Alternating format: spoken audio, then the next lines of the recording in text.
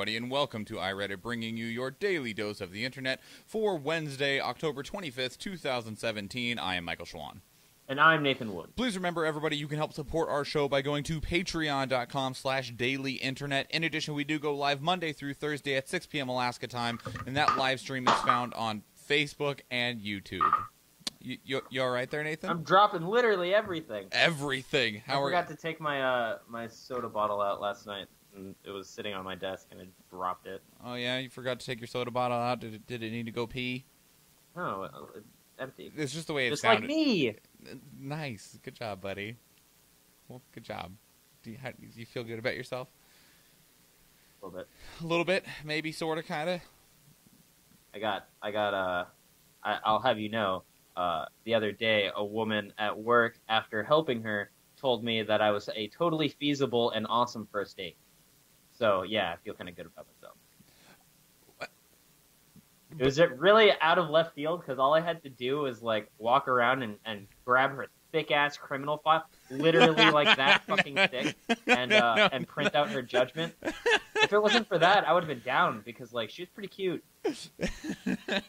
My brain stopped listening at, all I have to do is walk around and grab her thick ass.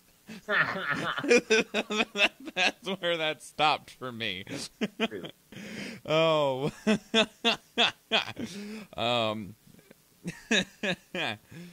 Oh, God.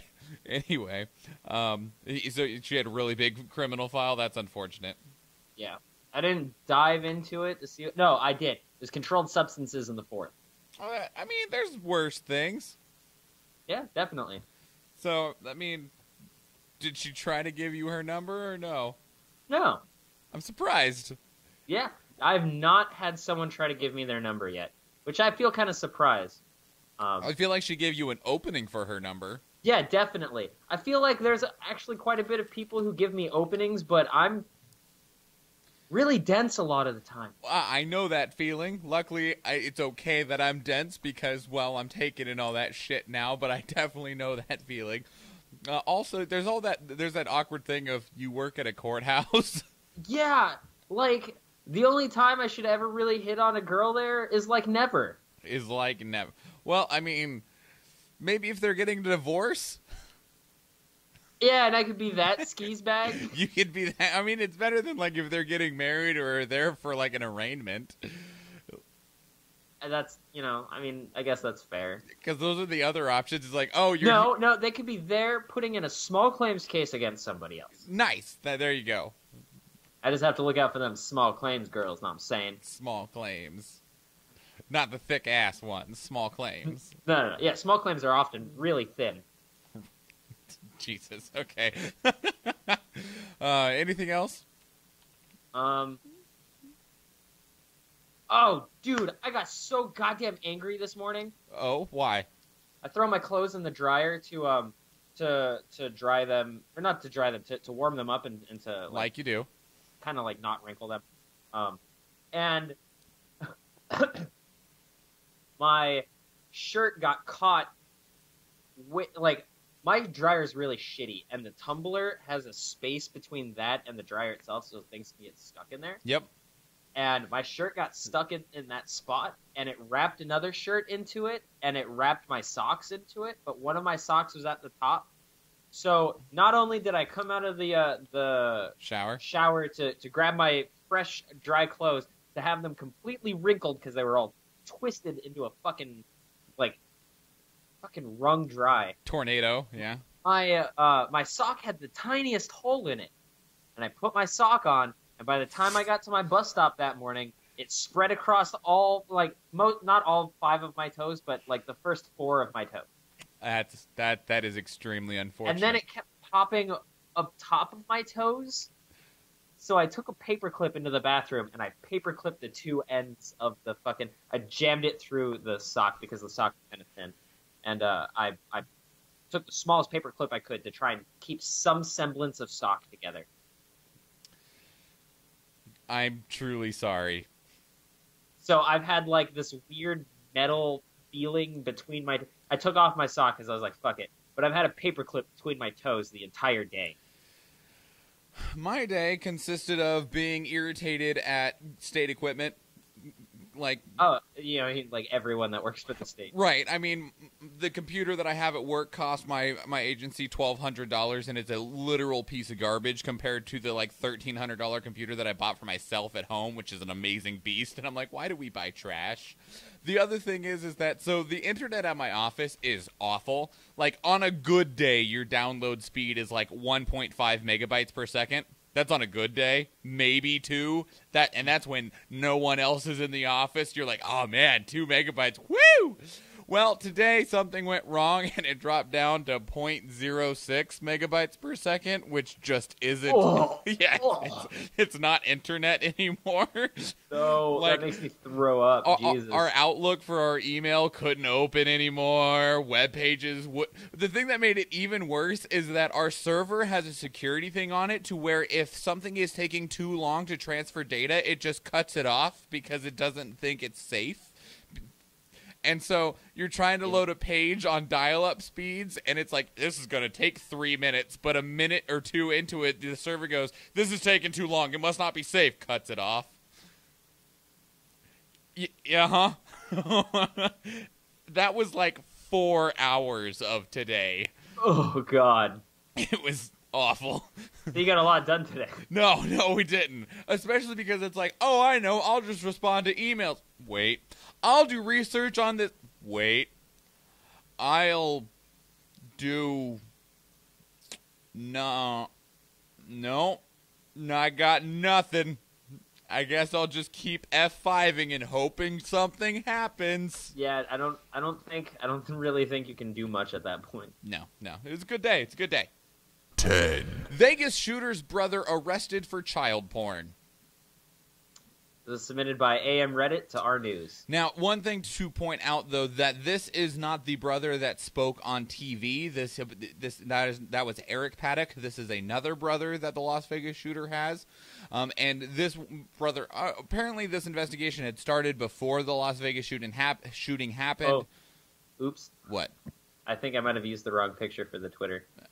Oh well, whatever. It's too late now. Doesn't matter. It's already out there, Nathan. You can't fix it. I apologize. Everyone who sees the Twitter, don't react negatively. Just come here and see me apologizing. That's fine. No one interacts with the Twitter anyway. Now, they have done the full investigation. He's already been arrested. They did find child pornography on their computer. So, who knows? But in any case, just another piece that's connected to that puzzle. I had the ungraciousness of having to copy a complaint for a child pornography case up here. Oh, I'm sorry. Oh my fucking god, what he named some of those things on his computer, I will not speak. Good, I guess. It is, oh god, it haunts my dreams. Yeah, I mean, Jennifer used to work in child protection over at the AG's office, and it was difficult for her. I can completely understand. Luckily, she's just in workman's comp now, so, now she just gets to work with people that are trying to get money out of things. Yeah, whether they're actually hurt or not, it's kind of determined by her. I'm trying to type this in because I'm so bad at typing when I can't see what I'm typing. Oh, my God. 9. Celebrity deaths. And we're just going to do both of these back to back. Legendary musician Fats Domino dead at 89 years old. This was submitted by I Set My Friends on Fire to Our Music, which was an actual band name. And we have also lost Robert Guillaume. Guillaume. Thank you, Guillaume. And this post was in R Gaming, who was submitted by Final Creation 1. The thing, and so he was the voice of Dr. Eli Vance in Half-Life 2. Now, if that doesn't mean anything to you, the thing that will mean something to you is Robert was the voice of Rafiki in The Lion King. Mm-hmm. And we lost two great men who had great voices. Who did great things and entertained us. How old was Robert? I don't know, actually. Let me... Nope, don't... I'll find out. Keep talking. Yeah, you just keep looking. Either way, and I think the Rafiki thing is much more important in terms of connection to Robert than being a voice in Half-Life 2. Although that depends on how big of a fan of Half-Life you are. Even if you're a big fan of Half-Life, let's face it, we've all seen Lion King. That's fair. Did you know Lion King? All right, you probably do, but did you know Lion King is actually a ripoff of a Japanese film? I didn't know that, actually. It is a ripoff of Kimba the White Lion. Same exact story, I'm guessing? Same exact story. A lot of the scenes are pretty much one for one. Like, it's pretty down. Also, Robert was 89. Chadwick asks, how old do you have to be before your death is no longer a surprise? And we talked about that during death season in 2016, and like the problem with death season was people were ages like 40 to 69 when they were passing away. And the problem with that was a history of cocaine, really. What, Robert? No, the problem with death season last year was just a history with like cocaine and stuff. So I mean, when it comes, I don't know when exactly. I think you need to be at least in your 70s before it's like not as bad. Which I mean, a lot of the people that passed away last year were 69. So I feel like that should be like 68. Really, like come on, that's really like the age. Very late 60s. Is it because there were so many people that died at 69 and people were sad, like David Bowie, friggin' Alan Rickman. Okay. You could be sad at someone's death that is over 69, Michael. Right. But the difference is that people were saying at 69 they were taken too soon, but at 89 it's like, oh well, he lived a good life. What's the national average for life expectancy? 82 for men, 85 for women. So maybe that. We'll go with that. So 80 then? Just say 80? Yeah. If you made 80? Good job. This gives me anxiety because my grandma's like, how old is she? 85? Same. Does not make me feel good about that. My great-grandma's older, but I'm convinced she's going to live forever. Yeah, she'll just disappear from the earth one day and still If you guys want to see a picture of my great-grandma, go ahead and go to my page. My photo is me and her together. Awesome. Chadwick says, so retirement. Stop working, then die. Once you're no longer a use to society. Yeah. I mean, you can retire between the ages of 62 to 67, depending on how much you want from Social Security. So long as you really start spending all of your money, because you really need to put your money back into the economy. I mean, it doesn't matter. It's not going to matter soon with the estate tax going away. Of course, that only affects people that have like over like $250 million anyway.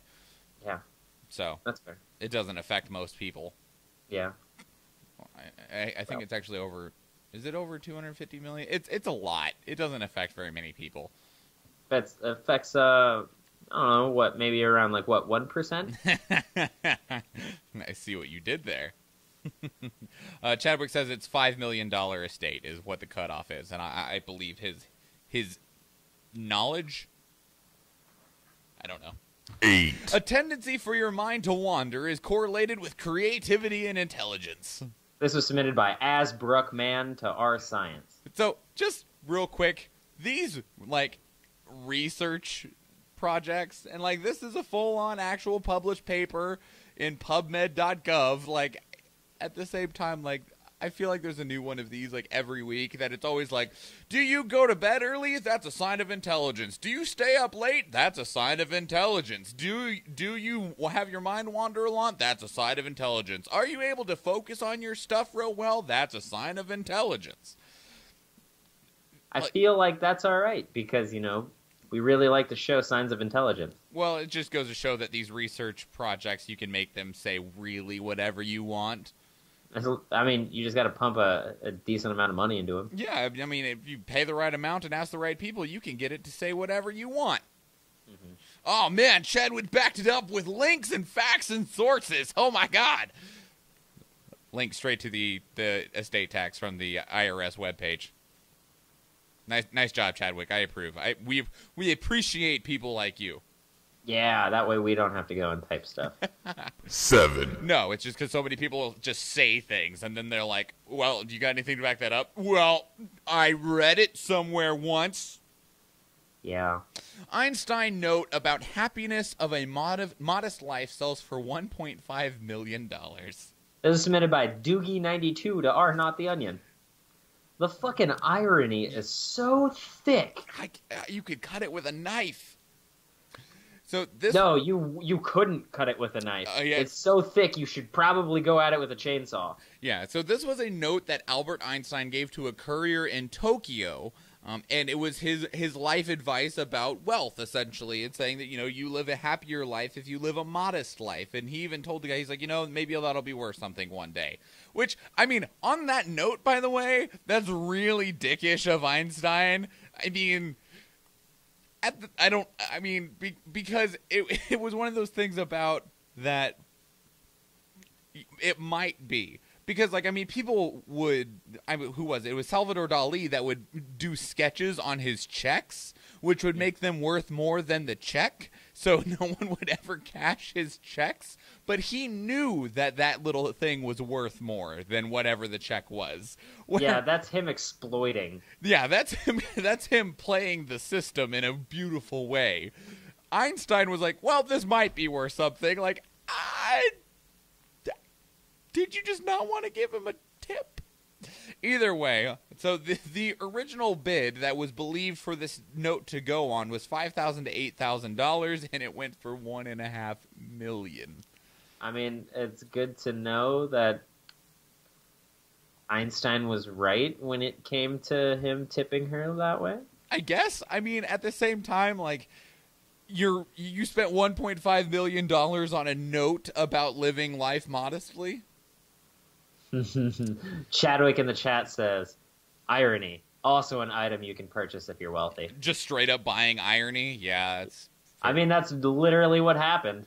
Yeah, so this went to auction in Jerusalem. There were other notes from Einstein that went up for auction. There was a note that read simply, when there's a will, there's a way. And that one sold for $240,000. That's fucking dumb. Mm-hmm.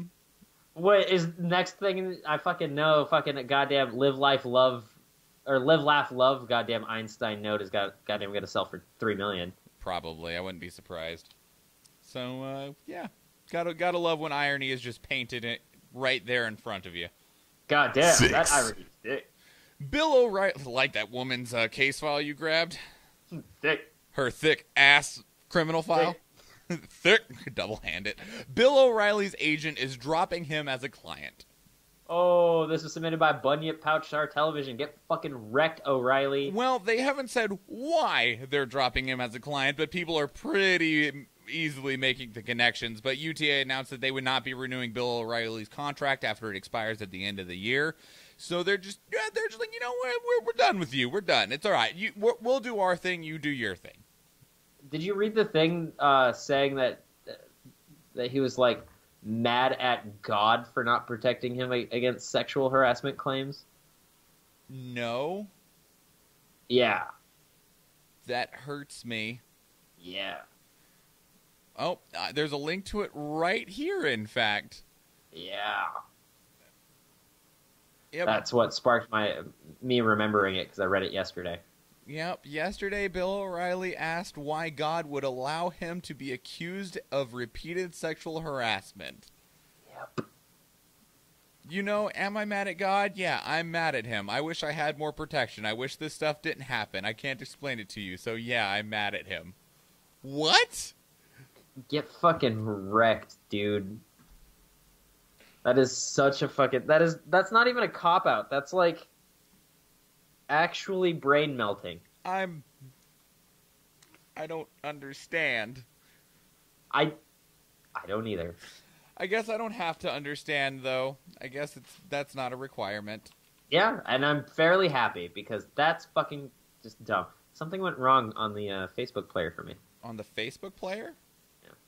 Mine's still running just fine. Must be my computer. I guess it was having problems earlier. You were a little choppy earlier, so maybe it's like your connection or something? I think so. I just think there's a bunch of people, I think there's someone downloading a bunch of shit downstairs. I mean, Destiny 2 came out yesterday, so... What the fuck are you downloading, Steam? Everything. Whoa! That's why... What is it? There's a 15.2 gigabyte update for Black Desert.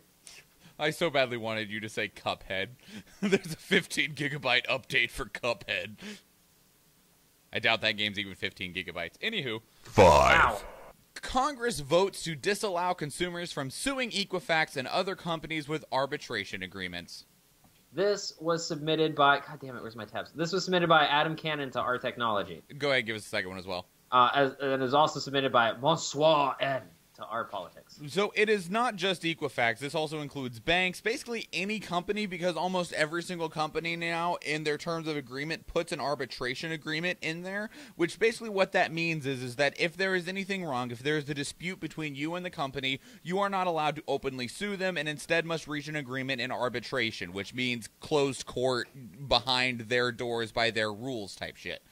And so there was people that were pushing against Equifax for this because they wanted to do a class action lawsuit on Equifax because of the Equifax breach. You know, we had 143 million Americans have their data stolen and leaked and all of that good stuff. And people were like, Equifax needs to pay for this.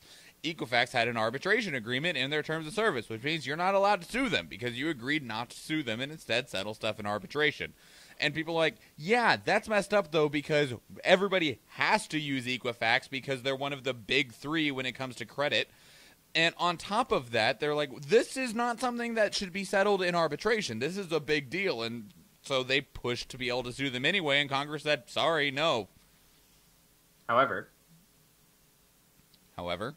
Oh, wait, no, never mind. Senate also kills that, right? Yeah, no, Congress as a whole.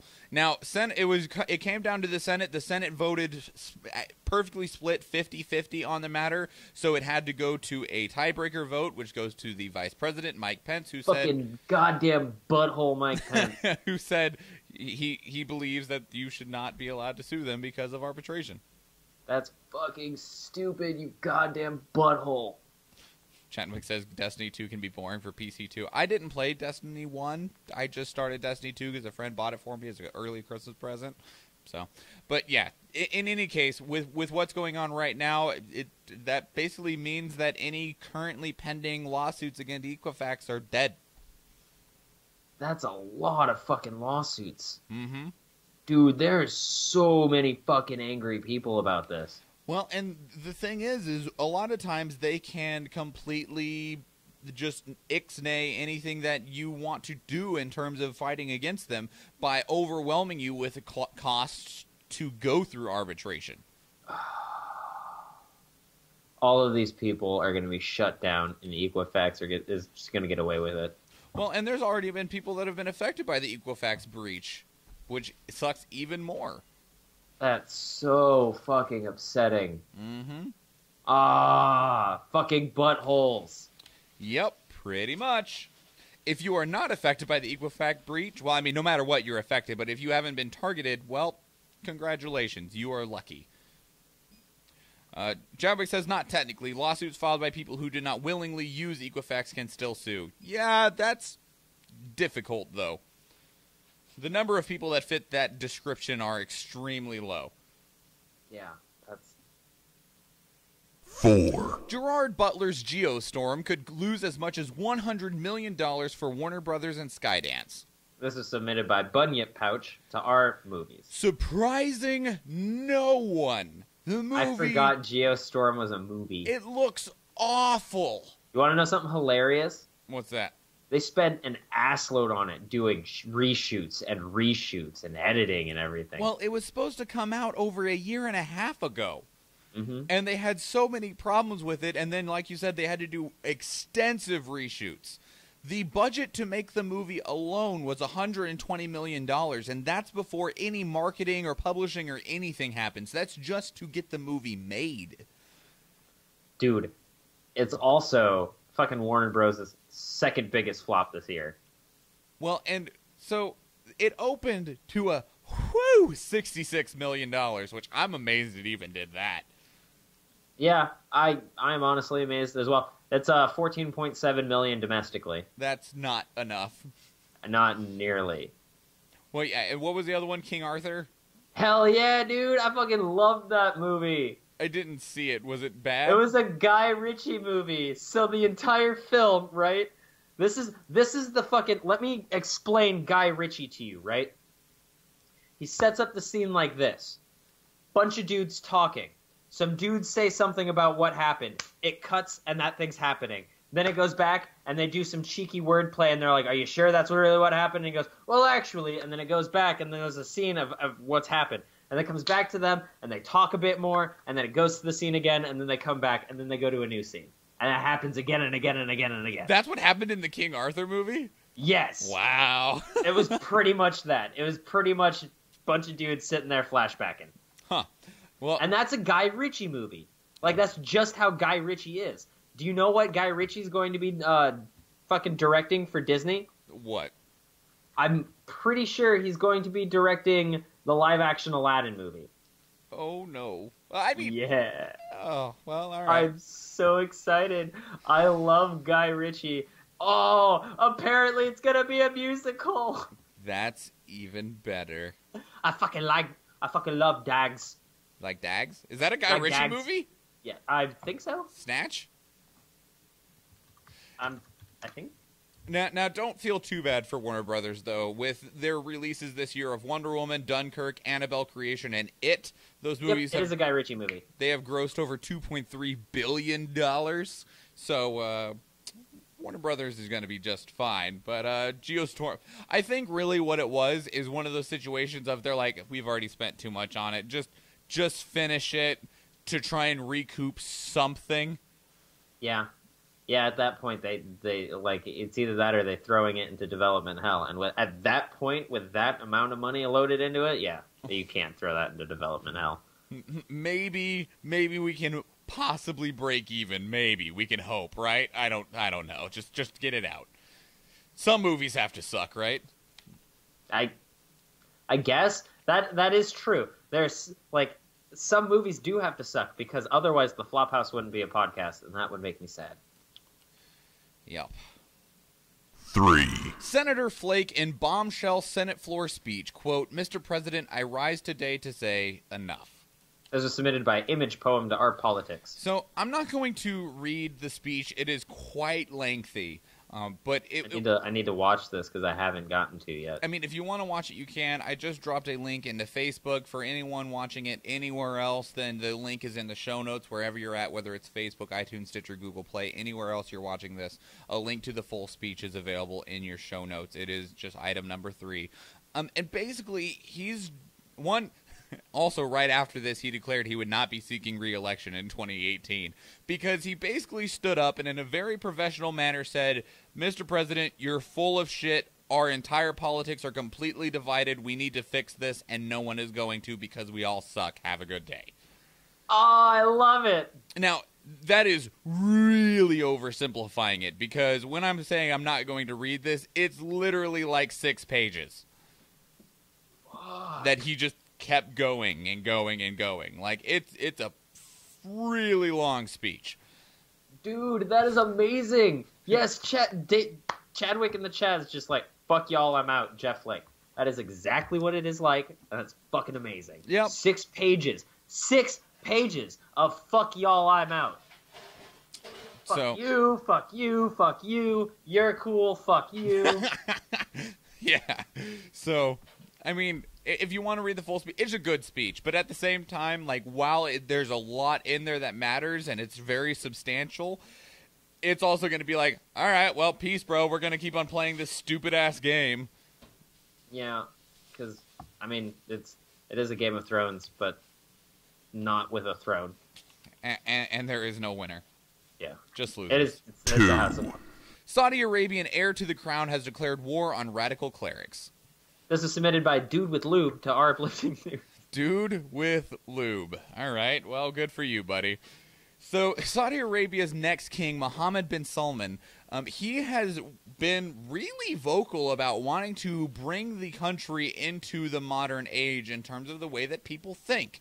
And so he is wanting to really push against the radical clerics that are really the people that are really pushing the things that everyone is really critical of Saudi Arabia about. And including, and in a quote, he says, "We want to return to what we were before, a country of moderate Islam that is open to all religions and open to the world. We will not waste 30 years of our lives wasting time dealing with extremist ideas, and we will destroy them today." Damn. Fuck.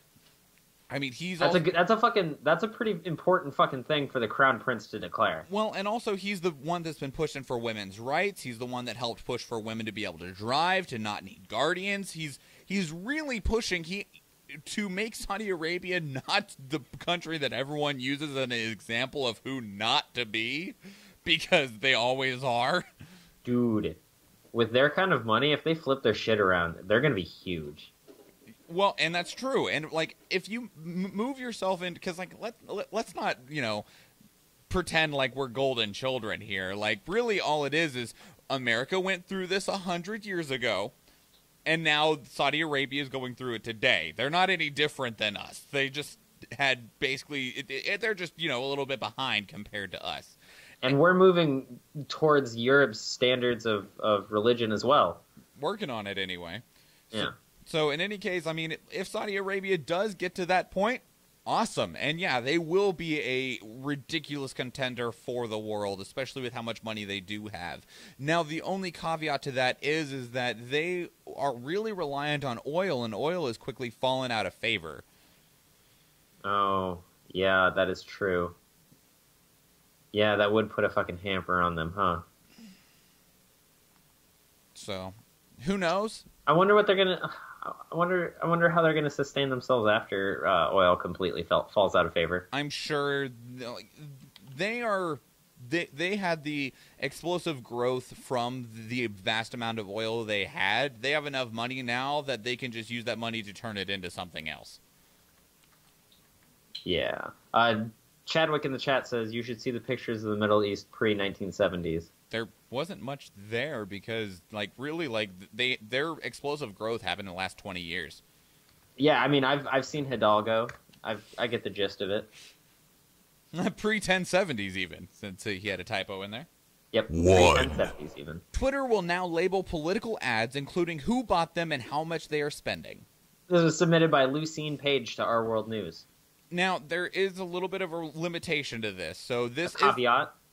Sure. I mean, I didn't want to reuse the same word. And basically what this is... You gotta use it in a different accent. I suppose.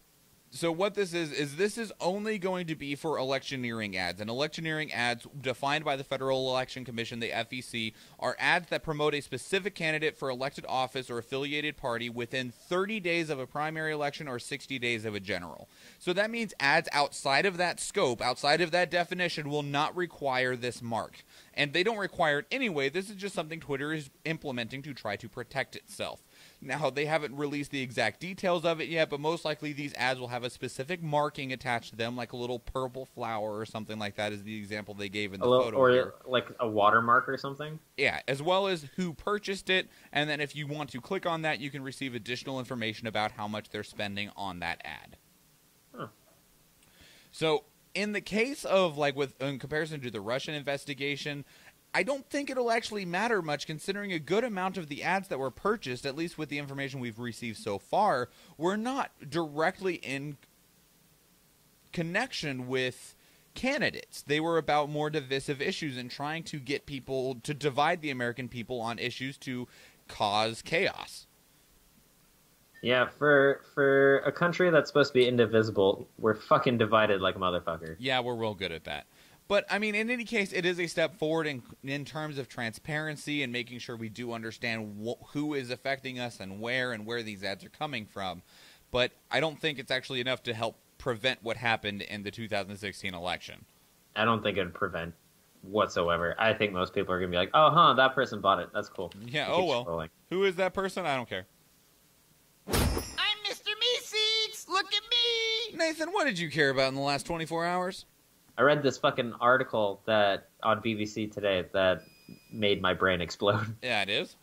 The Japanese police arrest a 74-year-old ninja thief suspect. Nice. For what? So there was a prolific thief who would dress out in all black that police would call the Ninja of Heisei. Okay. And he carried out more than 250 break-ins. The man who was arrested, there's no name on here, but he's 74 years old, and he's been charged with thefts worth 30 million yen. Wow. which is $260,000 in America. Pretty impressive. 200,000 pounds in England. It's pretty impressive. The important thing about this, though, is after he got caught, he told the police, quote, "If I were younger, I wouldn't have been caught. I'll quit now as I'm 74 and old enough." So are they going to put him in jail, or do we know yet? He's being charged with thefts, so I would imagine so. But he's 74, so I don't think so. Yeah, I mean, it'd be like, all right, well, I guess you're retired now, buddy. Just They started observing him after he got his face was caught on a camera, which is usually covered but was uncovered. They would tail him as he would leave his house, go to an abandoned building, and then change into clothes and then waiting for night to go and steal stuff. It must be a lot better waiting for nightfall, like if you're like Batman or a ninja now, when you can just sit there and play on your phone for 3 hours. Mm-hmm. I mean, imagine what you had had to do last time. Sit there with a bunch of dossiers in front of you, rereading them over and over again to get a feel for what you're about to do. No, I'm good. I'll pass. Yeah.